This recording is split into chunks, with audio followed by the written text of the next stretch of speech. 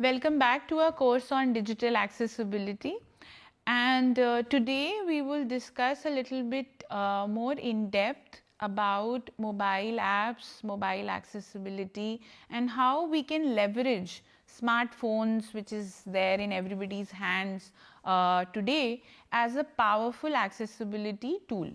We had a little bit of a discussion about this in one of the previous sessions, where we kind of framed certain contexts where mobile phones can be very useful multimodal equipment and a very low cost piece of hardware which carries processing power as well and a lot of sensors and output mechanisms, and we framed certain contexts, etc.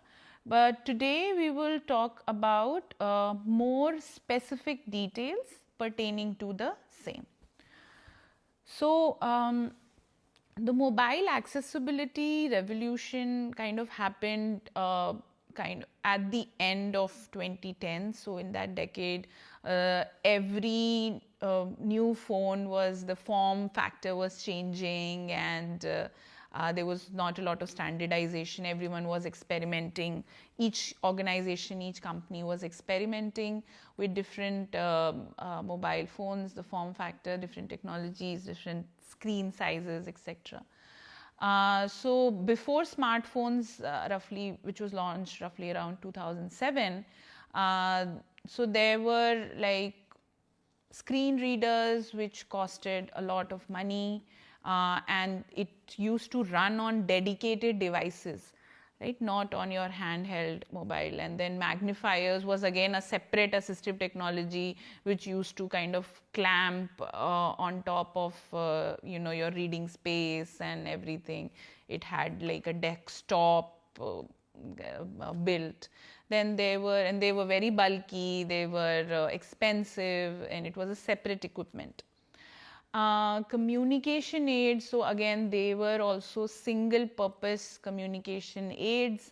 They were very costly, and if somebody had to buy all of the above, it would kind of come around $15,000 or something like that, right?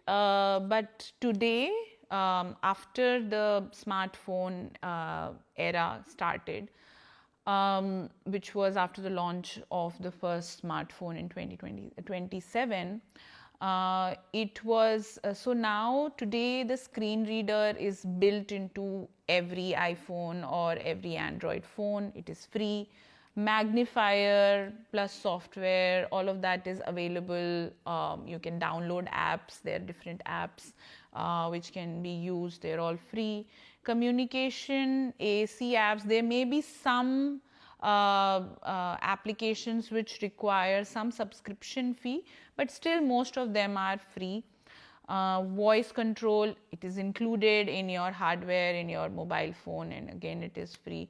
So the total cost has really come down to zero almost, and most of these tools and assistive technologies are already inbuilt in your smartphone, and that has brought on an impactful accessibility revolution, because now each one of us have that mobile phone, smartphone in our hands. So smartphones have democratized assistive technology and accessibility, and accessibility has shifted from specialized use case to a universal right. So let us talk about some of the features that are built in an iOS based smartphone or an Apple iPhone. In terms of vision, voiceover is there, so full screen reader with gesture interaction is inbuilt. There is magnifier facility built in the camera, as you can use your camera as magnifying glass. You can zoom in almost up to 25x. Display accommodation, so color filters or invert colors and all of those. Zoom for screen magnification, everything. Font sizes can be changed and controlled. For physical and motor accommodations, assistive touch is something which is present in iOS, so which is virtual buttons for controls, and voice control, so you are able to navigate by voice. You don't need to really use motor gestures, motor skills for that. Switch control, so external switch support is also there, and back tap, so tap phone back for shortcuts. So all of those, even the back is now sensitive to taps, etc. So hearing, for hearing impairment and for hearing related accessibility, there is real time live captioning inbuilt on the phone. There is sound recognition alerts for doorbells, alarms, crying, baby monitor. Now your phone can also act as baby monitor. Made for iPhone. Hearing aids, direct audio streaming is also there. Then for cognitive guided access, lock to single app, all of these facilities are inbuilt. You can lock one app at a time so that it, there are no more notifications from or disturbances from other apps. So there is simplified cognitive interaction, simplified interface, so reduced complexity.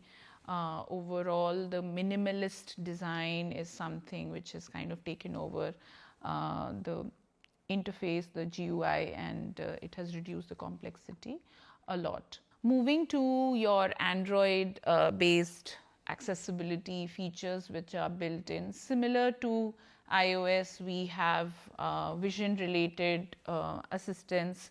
So in, for example, TalkBack, Android screen reader, it's called TalkBack. Magnification, so you can just, the shortcut is you triple tap to zoom. High contrast text, enhanced readability, color correction for color blindness, all of these are already inbuilt. You can just go to the settings in the accessibility settings, and it can you can control all of these elements. You can enable voice access, which can switch to full voice control. Switch access, external switch support is also enabled. Dual cursor, so head movement control.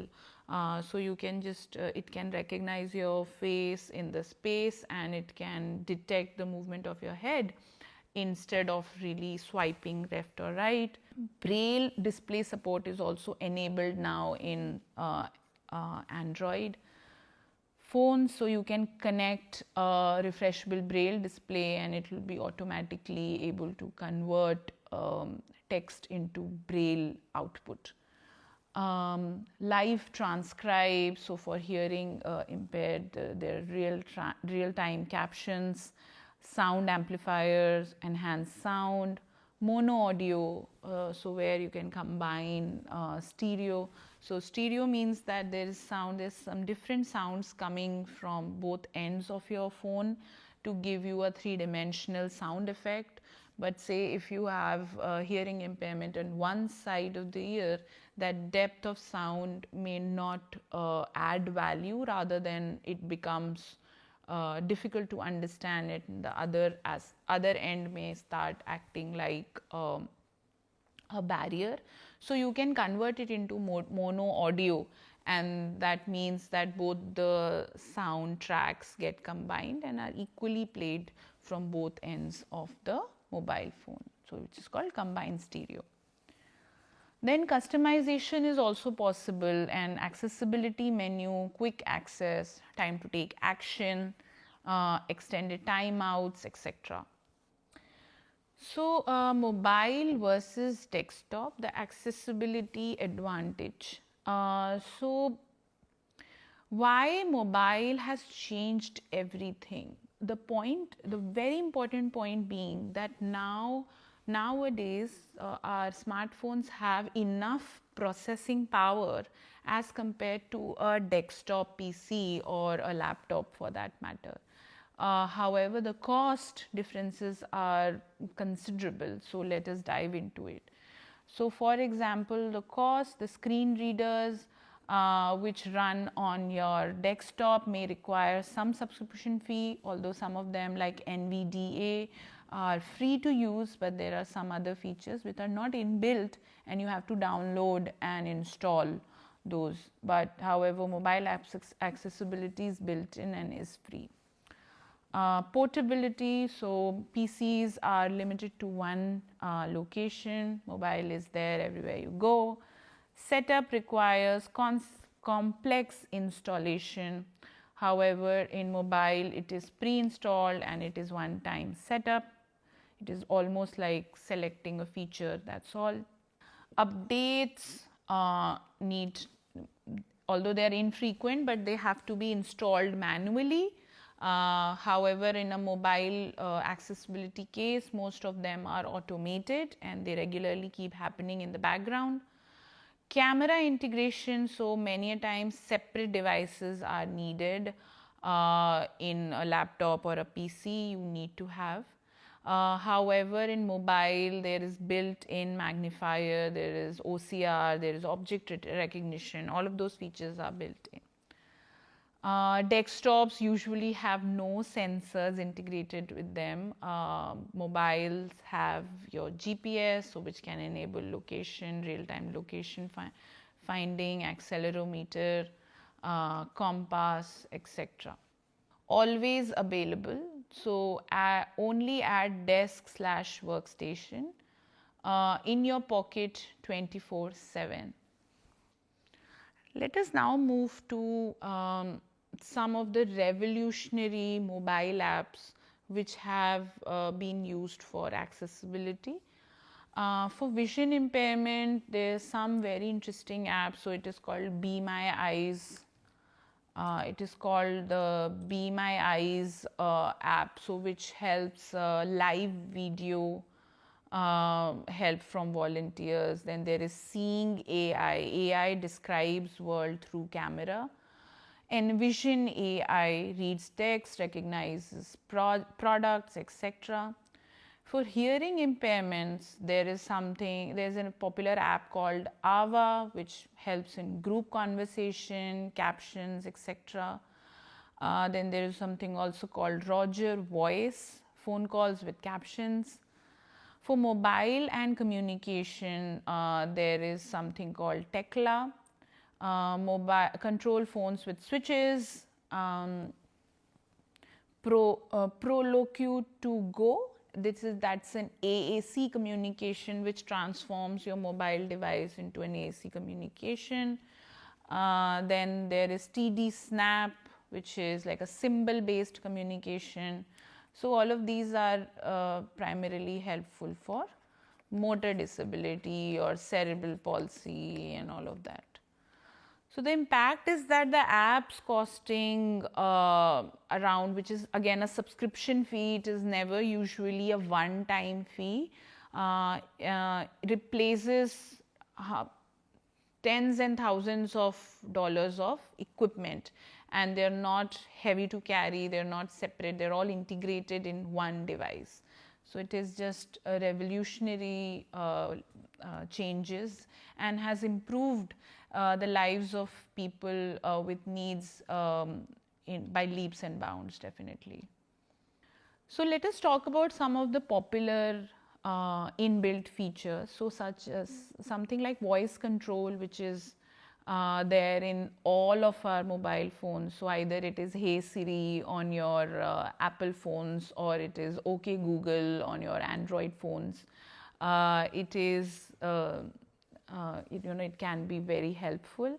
So how it started is for users unable to use touch screens, Apple voice control, Google voice access, etc.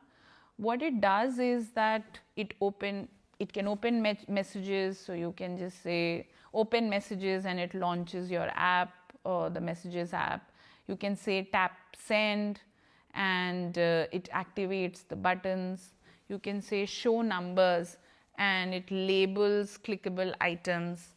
You can say show grid, then it kind of helps you in precise typing. It works offline as well because it doesn't need internet. So some of the very interesting use cases where it has helped is that mainstream adoption is cooking. When you're cooking with messy hands, but you want to go to the next page of your recipe, so in that case also, I mean, you can ask it to open messages or move to the next page and everything. So it is also like a situational disability which it is able to cater to. Driving, which is again you are cognitively inclined, your vision is somewhere else and you cannot interact with your phone's GUI.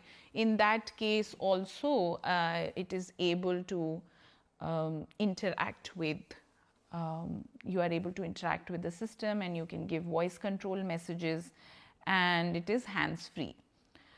It can also allow you to multitask. So you may be actually writing an email, or you may be actually, as I said, cooking or driving, but you're still wanting to reply to a certain message. You can ask Siri to write a message, and it can record and convert it into real time, convert your speech real time into text, and write a message and reply. So talking about accessibility features which were actually designed for special needs but are very much used by all of us and have become mainstream features, is first feature can be autocorrect and predictive text. Right? So the origin was that it was actually started as assistive technology for users with motor impairments. Now everyone uses it. Voice to text, which is your dictation. So origin was for users who cannot type, but then it is a very convenient, fast input method for many users, and also, like as we spoke about in the previous slide, while you're driving, you can still reply back to your message if it is urgent. The dark mode feature. So dark mode feature, the origin was that it wanted to reduce eye strain, helps people with light sensitivity, but now it is preferred by over 70% users globally, because we all keep talking about blue light strain and all of that, right? Then there is haptic feedback or vibration, and then the origin was tactile feedback for deaf, hard of hearing users. Now for gaming, notifications, UI feedback, everything it is used. So another popular feature is captions on videos. So origin was for deaf, hard of hearing users, but it was originally, designed for deaf, hard of hearing users, but now 80% of social media videos watched are with sound off. So all of us, I think, are guilty of that, and we just watch it with sound off and we are reading the captions. Then the feature which is your reader mode on Safari or Chrome, the origin was to remove distractions for people with cognitive disabilities, but now everyone uses it for clearer reading and concentration and focus. So what we are trying to kind of say here is that accessible innovation drives mainstream features and everyone benefits from inclusive design. This is now we are resonating the same principles and frameworks that we had kind of spoken about in the initial weeks of the course. We are now talking about them down to the very detail of popular products, and looking at them in a case study format, looking at the features that have been developed and how the thought behind implementing those features have been really actually assistive in nature to begin with, but they have made lives of everyone better, and that resonates with that idea of inclusion and situational and temporary disabilities, and that any assistive technology is not really a specialized solution, but rather it is a better solution, inclusive solution for everyone. Despite all of these goods and all of these aspects, there are still some gaps associated with mobile accessibility, and let us talk about that. So where mobile accessibility still gets it wrong, right? So first, one of the problems is that app quality is inconsistent. So OS features, for example, excellent accessibility. Third party apps, sometimes they're not compliant, and they have major barriers. So, and there is no enforcement mechanism to do that. So basically, I think we have spoken about this, that if you are thinking of developing an application, do think about accessibility, including accessibility and compliance in your app, but also enable OS related accessibility features directly into your app. The second problem is that the screen size is very limited, because that form factor, the form factor of a phone is, you know, roughly 2.5 to 3 inches by 5 to 6 inches long. That is your standard smartphone size, which kind of scales down the interfaces, and the touch targets automatically shrink. And many a times the website or web-based applications, when they are opened on mobile, the touch targets shrink to smaller than the required compliance sizes. The third problem can be battery drain. So despite the fact that it is a go-to and on-the-go mobile device, the screen reader, the voice control, all of these features drain a lot of battery, and you know, you may be finding yourself recharging the phone again and again throughout the day. But I think slowly it is becoming better with like quicker fast charging available, and with longer battery lives available with new models. I think it will slowly bleed out. The fourth problem is learning curve. So many of these features, people who need those features, people with special needs, they are also not aware. So for example, VoiceOver has 50 plus gestures to master the different aspects of accessibility, and just on OS. And Android has updates which just keep changing behaviors unexpectedly. So all of these are a little bit of a gap which increases the steepness of the learning curve. But I think it is important to be aware about them, and it is important to you know, incorporate those gaps and thoughts when you are developing your own applications, or if you're part of those organizations which are you know, developing OS, then of course please apprise your team about these gaps. The reality is that the mobile accessibility is powerful and impactful, yet requires training and patience.